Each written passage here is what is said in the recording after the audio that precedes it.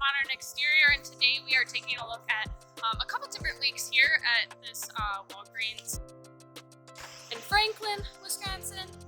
So we're gonna go and inspect some of the issues going on here. So obviously, you have to have a lot of units, and there's ways to, properly seal them up with EPDM. Over time, sealant's gonna crack, and then, as you can see, like this just easily flaps up. You can see there was a previous repair done on these two corners because it is a very old roof. Now at this time, we're gonna recommend replacing, because as you can see, there's a couple different areas throughout the roof that had repair work done. You can see sealant cracking here, and it's starting to lift up as well here, in all these corners.